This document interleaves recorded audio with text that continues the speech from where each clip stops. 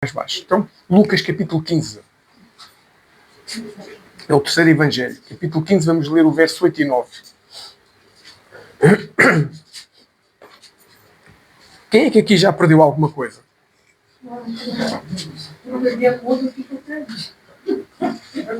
Eu quando era criança, ficava todo contente com um dia na rua e apanhava uma moeda de 5 escudos, encontrava, ou de 25 tostões. Os mais novos não sabem o que é isso. E aquilo era uma alegria quando encontrava. Mas quando era eu a perder a minha moedinha do pequeno almoço da bola de Berlim da escola, já era uma grande tristeza. Mas a gente às vezes perde coisas. Umas vezes por falta de atenção, outras vezes vamos ver porquê. Então, Lucas 15, verso 8 e 9, diz-nos assim, é uma parábola muito conhecida. Ou qual a mulher que tendo 10 dracmas, se perder uma dracma, não acende a candeia e varre a casa e busca com diligência até a achar. E achando-a, convoca as amigas e vizinhas, dizendo: alegrai-vos comigo, porque já achei a dracma perdida. Amém. Meu Espírito Santo, entregamos este tempo nas tuas mãos, entregamos esta palavra, que não sejam apenas palavras soltas ao vento, mas que seja algo que tu possas ministrar diretamente ao coração de cada um de nós, Senhor. Possas abrir os nossos ouvidos espirituais, possas preparar o nosso coração como uma terra fértil, que nós possamos ficar tocados por aquilo que vais falar com cada um de nós, possamos entender a importância, não só de tentar não perder, mas acima de tudo, tentar achar aquilo que já pudemos ter perdido um dia. Eu oro para que possas tocar nos nossos corações de uma forma poderosa nesta manhã, Senhor, no nome santo do Senhor Jesus, e para a glória de Deus Todo-Poderoso. Amém. E amém. Esta parábola faz parte de um conjunto de 3 parábolas que o Senhor Jesus ilustrou de uma forma muito interessante, sempre mais ou menos a mesma coisa, mas também muito importante. A primeira parábola é a parábola da ovelha perdida. Todos nós já fomos ministrados também sobre isso, que nos mostra a importância de não estarmos sozinhos, de fazermos parte de algo. A segunda parábola é esta da dracma perdida, e a terceira parábola é a parábola do filho pródigo, em que alguém também se perdeu, e nós sabemos que isso nos mostra a necessidade de entendermos a nossa identidade em Cristo. Então, o Senhor Jesus usou estas 3 parábolas para falar da mesma coisa, ou seja, de algo que se perde e que é reencontrado. Eu acredito que nada do que o Senhor fez foi por acaso, nada do que o Senhor Jesus falou foi porque calhou, tem um propósito. Então, se Ele fala de algo que se perde, mas que pode ser reencontrado, se Ele fala isso 3 vezes, é porque nós podemos perder alguma coisa, mas também podemos reencontrar. Essa é a parte muito importante. E claramente, o Senhor Jesus não daria esta ênfase se não fosse importante. E nesta narrativa de Lucas, o Senhor usa a figura de uma mulher que tinha 10 moedas, perde uma delas dentro de casa e fica desesperada praticamente. Se lerem o resto, percebem que ela fica quase desesperada para a encontrar, e quando a encontra, ela faz uma grande festa. Como eu disse, quando eu perdi uma moedinha quando era criança, aquilo fazia uma grande diferença na minha vida. Se calhar hoje, se algum de nós perder uma moeda de 1 euro, a gente fica preocupados, mas é 1 euro, não é assim uma coisa extraordinária. Agora, será que nós perdêssemos, imagina, sabias que tinhas 1 euro na tua mesa da sala, será que se perdesses, e não se esqueçam que a gente aqui está para interagir, amém? Para podermos falar também uns com os outros, não é um monólogo, é uma conexão de conversas. Será que a gente se perdesse uma moedinha de 1 euro, nós ficávamos preocupados, ou achávamos que quando eu for aspirar a casa vou encontrar, no limite vou ouvir lá entrar no aspirador, aquele barulhinho que faz quando tem um metal que a gente aspira a casa. Aquela gente nem se preocupava. Mas e se eu te dissesse que o que a mulher perdeu, o dracma não é 1 euro. O dracma equivalia na altura a um dia de salário, a uma jornada, como se dizia antigamente. Ou seja, pensa assim, imagina que hoje a gente ganha 1000 euros por mês, números redondos para facilitar a vida, 1000 a dividir por 20 dias, 50 euros. Se perdesse uma nota de 50 euros na sala, eu ia rebuscar a minha sala toda. Não é? Ia buscar o telemóvel, ligar a lanterna. 1 euro é uma coisa, 50 euros é completamente diferente. E se fosse mais, por aí fora, ainda mais complicado é. Então, a mulher estava a falar de um dia de trabalho para ela, se calhar era o suficiente para comprar comida para 2 dias ou 3 ou 4, para alimentar a sua família, para alimentar a sua casa, para que nada faltasse, para poder pagar as contas, e provavelmente connosco não seria diferente, se a gente perdesse assim uma coisa importante. Então, esta mulher perdeu a 10ª parte daquilo que ela ganhava, mais ou menos. Ela tinha 10 moedas, não é? E perdeu a 10ª parte. Importante, faz muita falta. Então, um pormenor muito importante, onde é que a mulher perdeu a moeda? É o dracma, é em casa. Ela não perdeu na rua, ela não foi às compras com 10 moedas e quando voltou percebeu que tinha 9. Ela estava em casa e percebeu que na sua casa ela perdeu algo. Não foi ninguém que lá foi tirar. Ou seja, o que o Senhor nos está a querer aqui mostrar algo muito importante é que a responsabilidade de perder a moeda foi dela. Não foi ninguém que foi lá à casa tirar a moeda. Senão, a Bíblia, de certeza que diria, a senhora deu pela falta de uma moeda. Alguém lhe tirou a moeda. Se a Bíblia não diz isso, é porque foi ela que perdeu. Como eu disse há pouquinho, quando eu perdi uma moeda, a culpa era minha. Quando nós perdemos no inverno é o momento mais fácil para perdermos coisas. A gente sai de casa com um chapéu de chuva. Entramos num lugar qualquer, a meio do dia já não está a chover, a gente quando vai para casa esquece o chapéu de chuva. É muito comum isso acontecer, porque mudam as coisas. E a gente perde as coisas, muitas vezes responsabilidade nossa, ou alguém que nos tira o chapéu. Se calhar já aconteceu com vocês, a mim já me aconteceu de um dia deixar o chapéu num lugar e quando lá fui buscar já não estava. Alguém pegou, estava a chover, foi-se embora com ele, eu tive que sair à chuva. Portanto, a responsabilidade aí foi de outra pessoa. Mas neste caso, diz lá no verso 8 que perdeu em casa. Ora, nós hoje somos o quê? Somos o templo do Espírito Santo. Então, o Senhor hoje nos está a querer mostrar de uma forma profética é que nós somos a casa onde o Espírito Santo habita. Então, na nossa casa, em mim, eu posso perder alguma coisa. Não estamos a falar de moedas, não estamos a falar de questões financeiras, estamos a falar de coisas espiritualmente importantes que nós podemos perder, espiritualmente falando, na nossa vida, que nos faz falta, mas que nós podemos encontrar. Mais uma vez, se aquela mulher conseguiu procurar e encontrar, nós também conseguimos procurar e encontrar. Porque senão Jesus dizia, só ela conseguiu encontrar, mais ninguém consegue. Não. O que Senhor nos está a dizer é que é possível encontrar.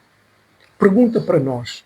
Cada um de nós poderá saber, se não souber, eu creio que o Espírito Santo hoje nos pode mostrar.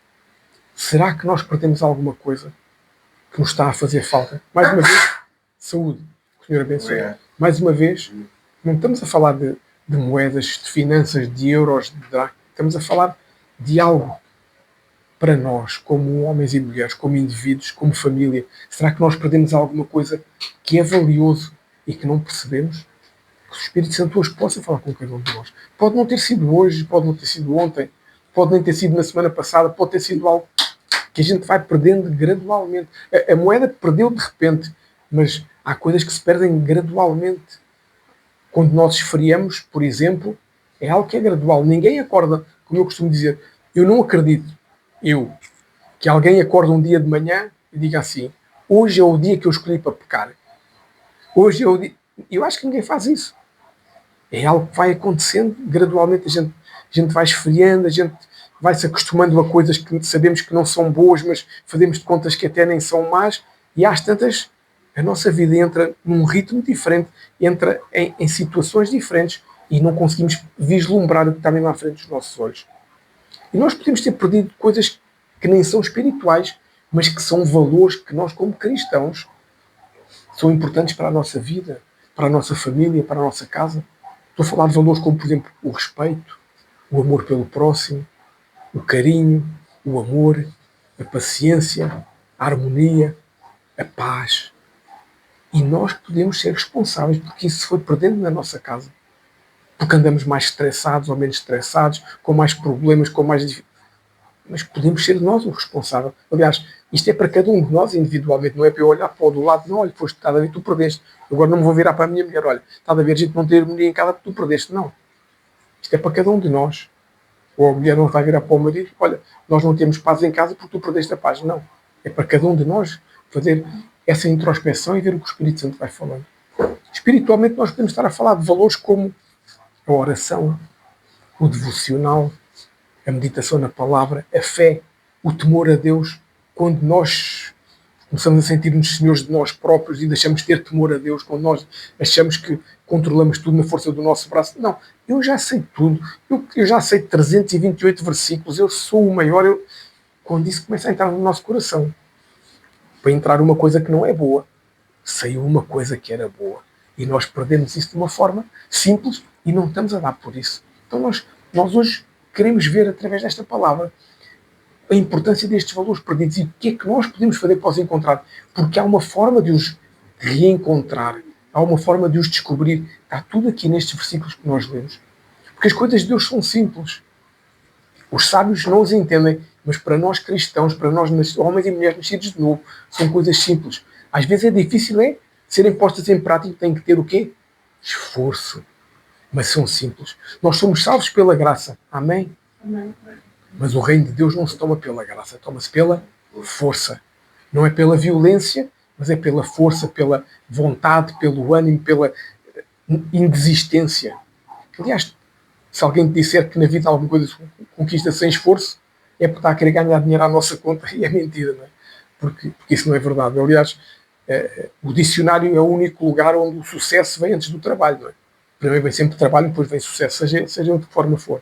Então, falando aqui destes valores naturais e espirituais, estes valores naturais, digamos assim, nós podemos recuperá-los de uma forma simples. É só nós avaliarmos na nossa casa, na nossa família, como é que nós estamos uns com os outros.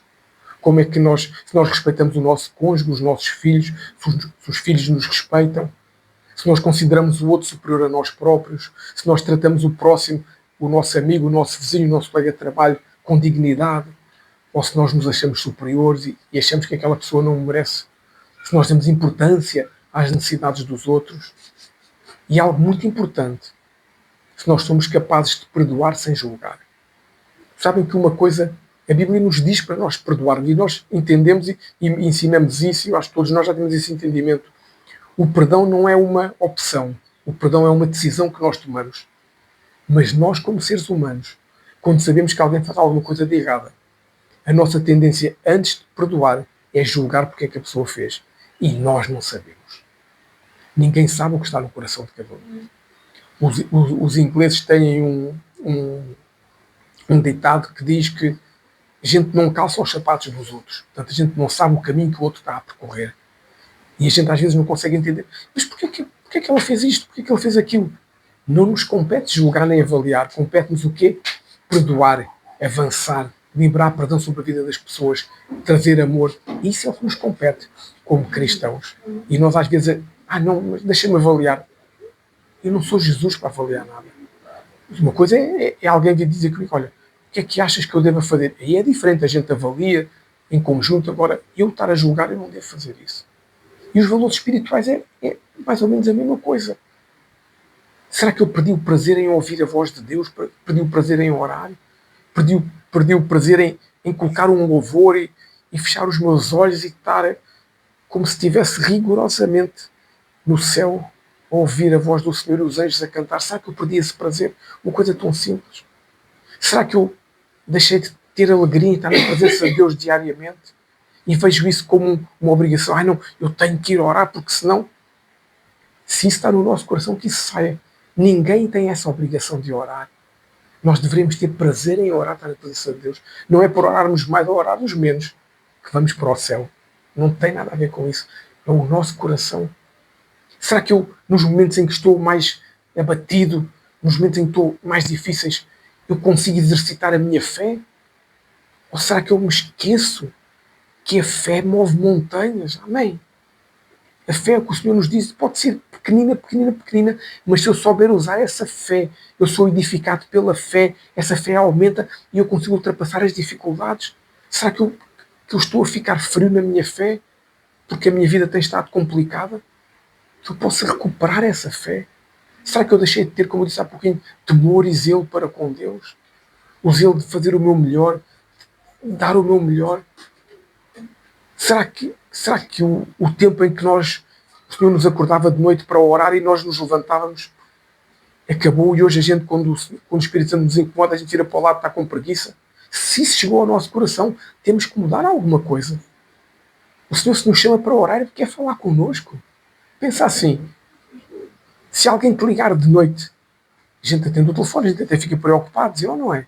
Se alguém me ligar às 2 ou 3 da manhã, eu atendo o telefone, fico preocupado, algum irmão, algum amigo precisa de ajuda de alguma coisa.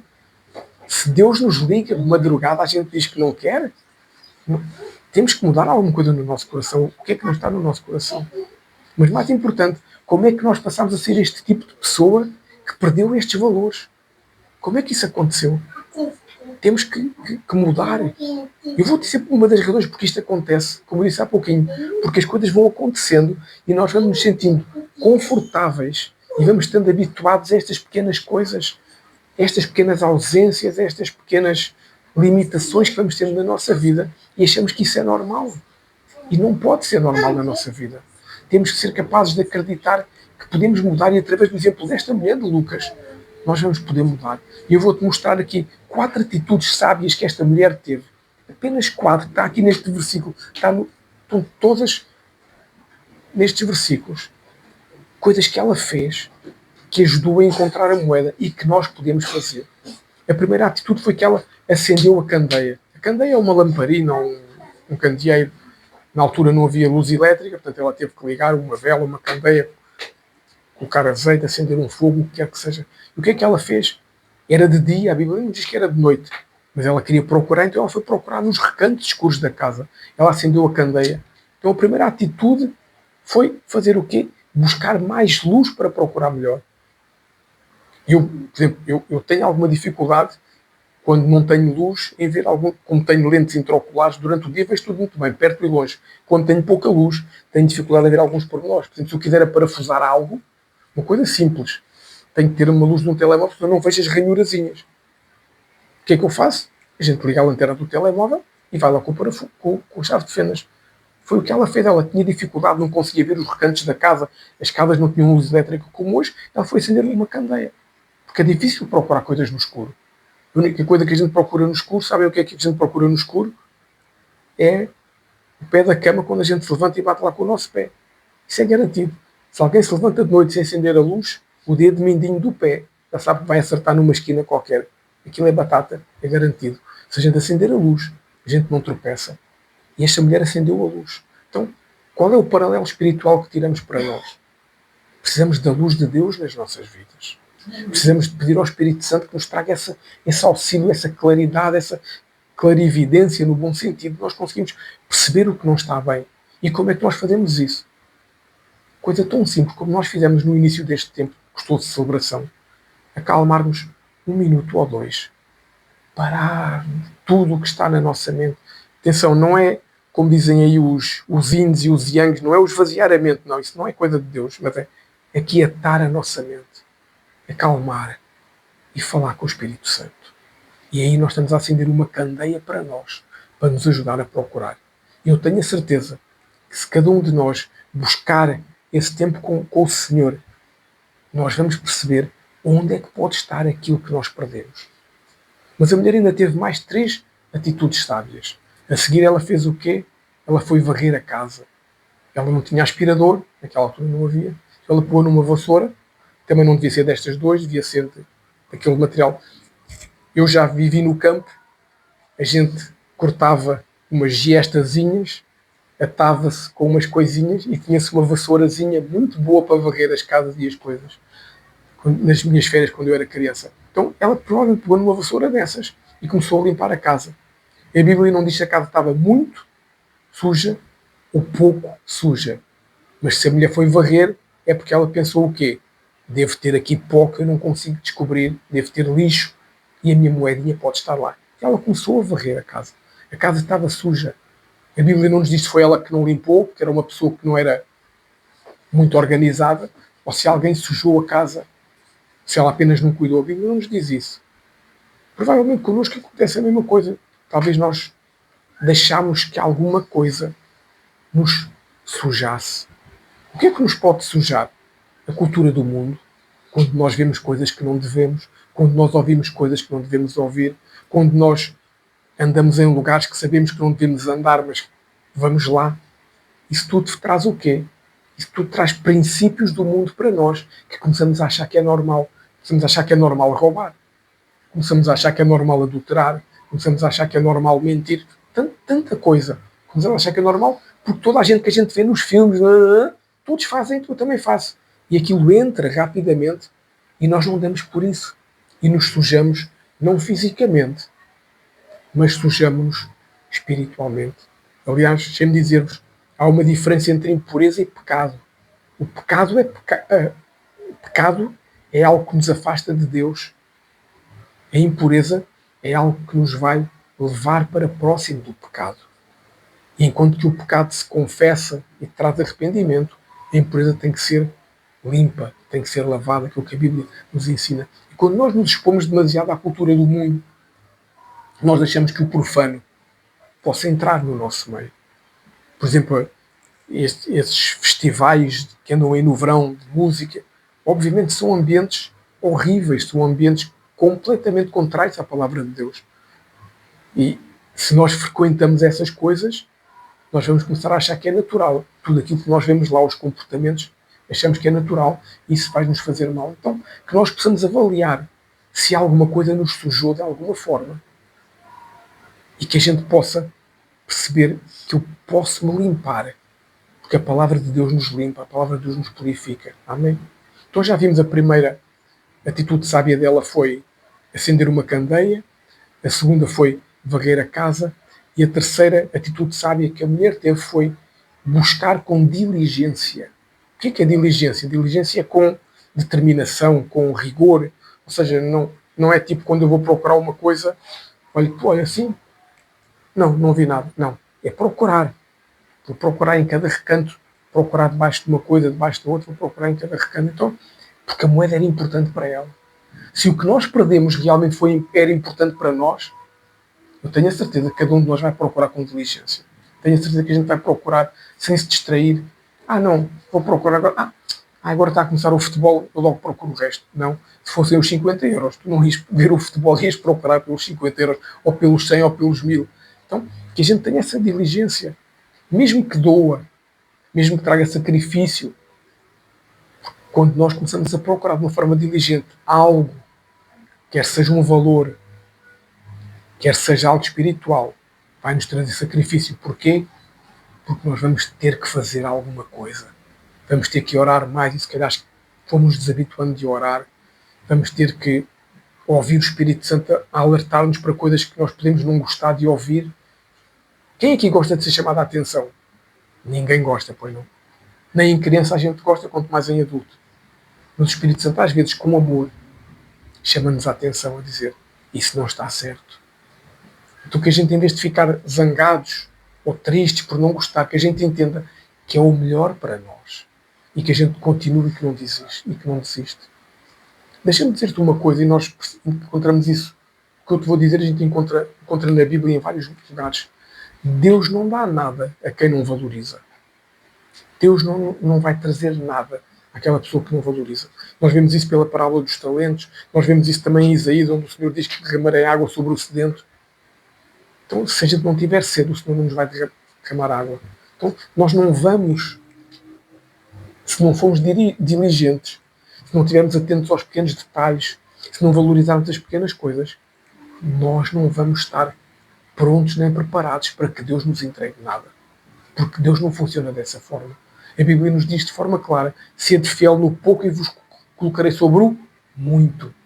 Então nós temos que saber isso e perceber que nós temos que dar valor às pequenas coisas. Se nós não valorizamos a nossa família, nós estamos a perder coisas poderosas. Não é Deus que me vai valorizar a minha família, sou eu que tenho que valorizar a minha família. Se eu não valorizo o meu relacionamento com Deus, não é Deus que tem que mudar, sou eu que tenho que mudar.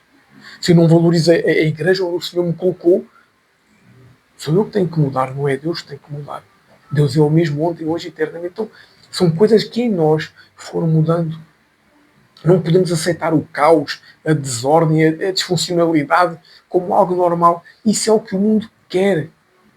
O mundo quer isso. O mundo quer que não haja um jantar em família.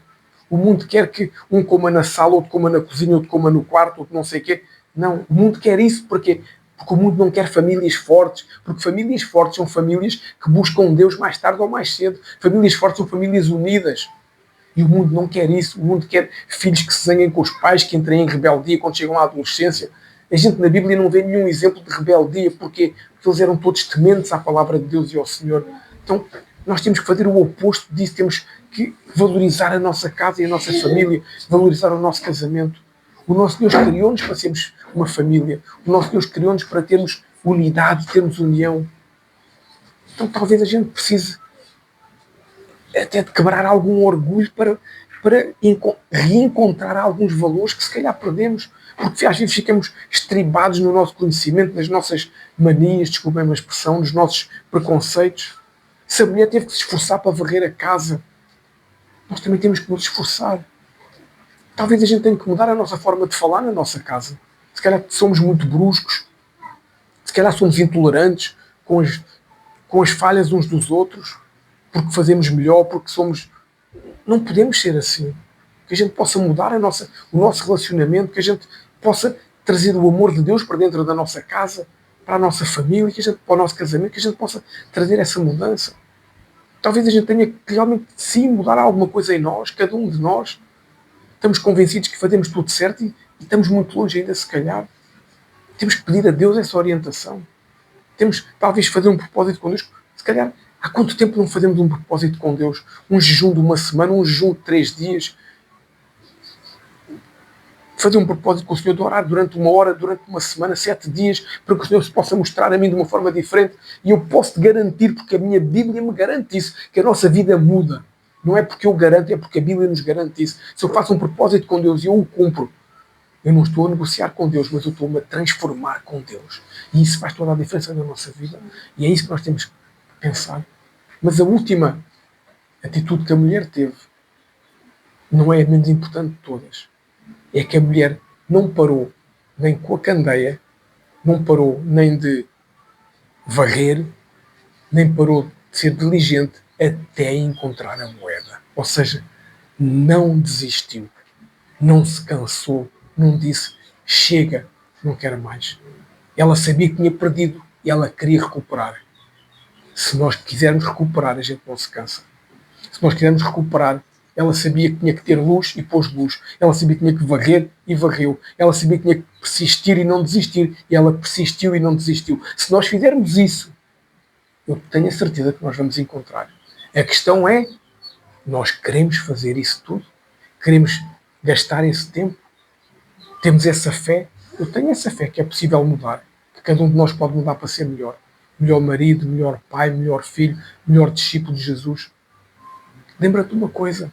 Não estamos sozinhos. O Senhor enviou o ajudador, o Santo Espírito, o doce Santo Espírito, para nos acompanhar em todos os momentos. O Senhor nos enviou esse amigo tão chegado que nós temos.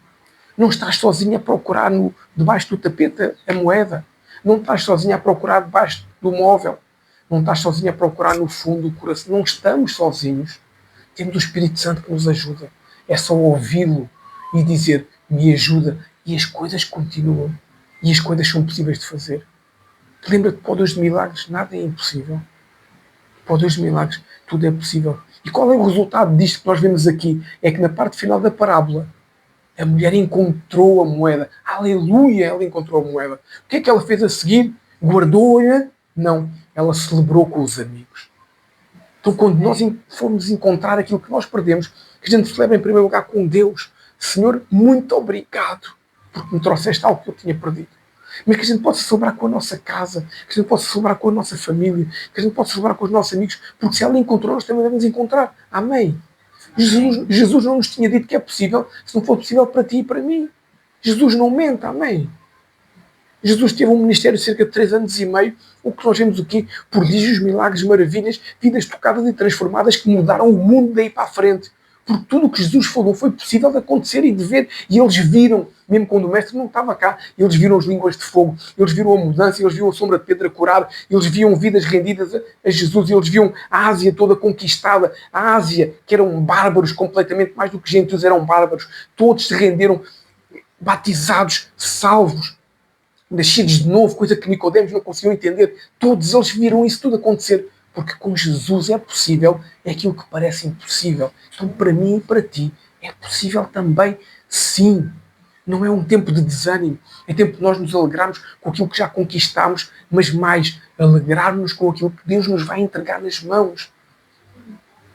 Talvez haja sonhos nossos que estejam enterrados e à medida que nós formos procurar aquilo que perdemos, o Senhor vai desenterrar esses sonhos da mesma forma que quando Isaac cavava um poço, havia água, vinham os outros e enterravam, mas Isaac era chamado por Deus e a água jorrava e vinha. Então connosco há de ser assim, hão de jorrar as coisas de Deus. Não estou a falar de finanças, estou a falar de vida. Vida a jorrar em nós. É isso que é importante. Então, repete assim comigo. Eu creio que é possível. Eu creio que é possível. Amém. E nós temos que crer que é possível, porque nós vamos conseguir no nome de Jesus. Amém. Senhor, Tu és tudo o que nós precisamos e Te damos graças por isso. Obrigado, Senhor Jesus, porque há um lugar de descanso na Tua presença. Obrigado, Senhor Jesus, porque há um lugar de descanso quando ouvimos o Teu Espírito. Obrigado, Senhor Jesus, porque há um lugar de descanso quando nós aquietamos o nosso coração. Eu oro, Senhor, para que cada um de nós possa procurar em Ti não só esse descanso, mas possa procurar em Ti essa ajuda, Senhor, que a Tua luz nos possa trazer visibilidade, nos possa trazer clareza na busca daquilo que nós perdemos, Senhor. Que nos possas trazer diligência, Senhor. Que nós possamos ser homens e mulheres que não desistam enquanto procuramos, meu Deus. Oh, meu Pai, mas que nós também nos possamos alegrar quando encontrarmos aquilo que perdemos e a gente possa ficar mais próximo de Ti. Deus, eu oro por cada uma das nossas vidas, por cada família da Arca, Senhor, para que a gente possa verdadeiramente encontrar aquilo que Tu tens para nós, Senhor. Que a gente não se perca, que a gente não desista. Meu Deus, acima de tudo, que nós consideremos que vale a pena continuar a procurar a Tua presença, Senhor. Nada nem ninguém se compara a Ti, Senhor. Nada nem ninguém se compara ao prazer que é estar na Tua presença, ouvir a Tua voz, sentir o Teu abraço, sentir o Teu afago. Nada se pode comparar, Senhor, a ouvir a Tua voz doce aos nossos ouvidos. Nada se pode comparar. Nada se pode comparar, Senhor, quando sentimos uma direção e nós sentimos que alcançamos algo que o Senhor tem para nós.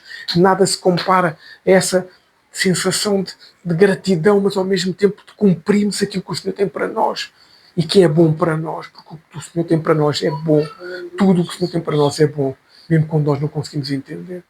Meu Deus, eu